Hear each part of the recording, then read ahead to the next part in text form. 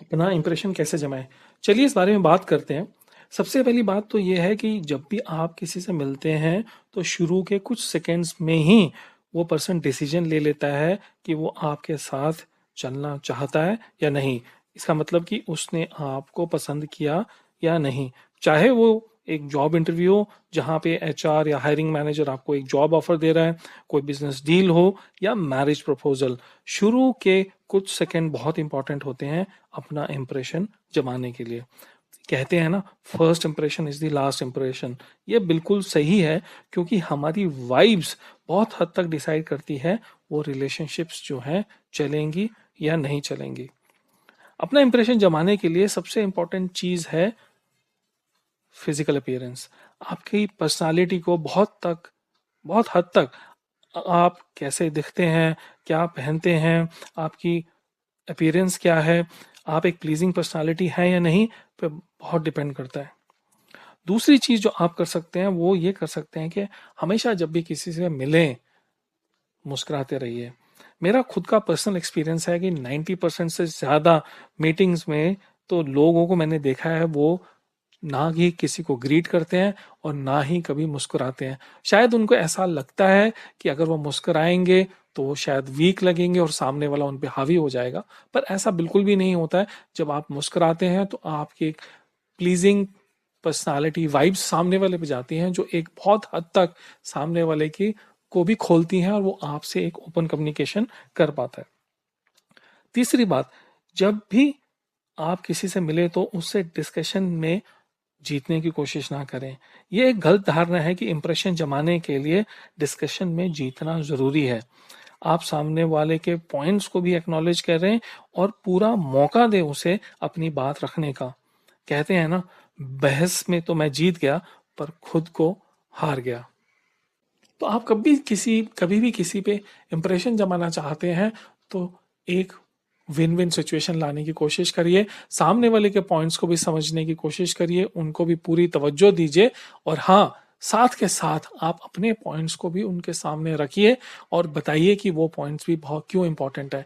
जब भी आप ऐसा एक मिड वे या एक राइट वे फाइंड करने की कोशिश करेंगे तो बहुत चांसेस हैं कि एक विन विन या एक पाथ जो दोनों को एक्सेप्टेबल है वो जरूर निकल के आएगा, और जरूर आप अपनी बात को आगे रख पाएंगे और उस रिलेशनशिप को भी एक लंबा टाइम तक चला पाएंगे एक अच्छे इंप्रेशन के साथ। तो जो चौथी बात बहुत इंपॉर्टेंट है वो है focus on you. Focus on me नहीं, अपने आप पे फोकस नहीं करें, सामने वाले पे फोकस करें। देखिए, जब भी बात होती है तो सबसे पहले इंसान को ये याद आता है व्हाट्स इन फॉर मी, मेरे लिए क्या है। पर जब भी आप अपने बारे में पुश करना शुरू कर देते हैं उसी समय आप अपना इंप्रेशन खो देते हैं।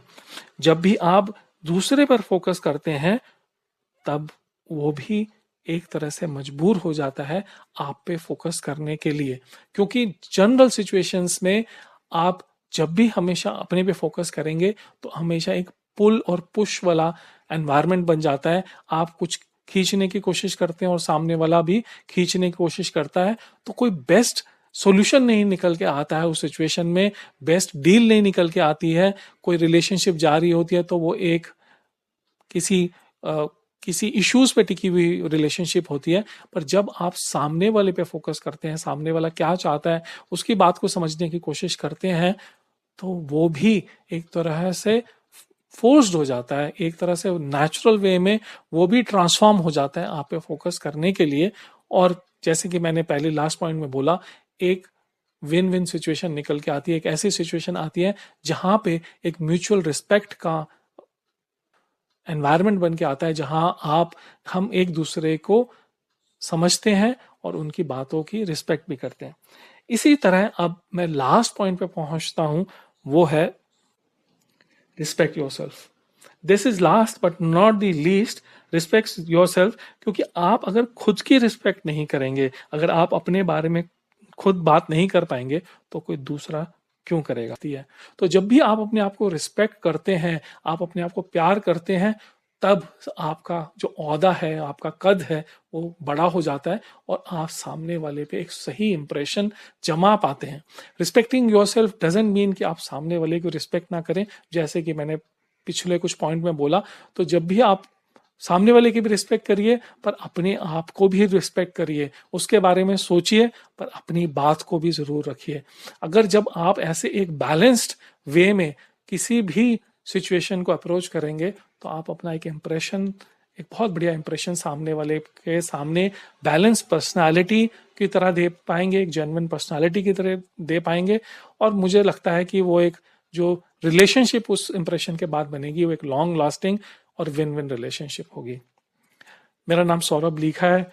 मैं आपके लिए कोई ना कोई रोज नए वीडियो बनाता रहता हूँ और आपके फीडबैक का वेट करता रहता हूँ। कृपया करके मुझे अपना फीडबैक दें, ताकि मैं, और आप किन बारे में चाहते हैं कि मैं वीडियो बनाऊं, बताएं, ताकि मैं आपके लिए नए नए वीडियोस बनाता रहूं।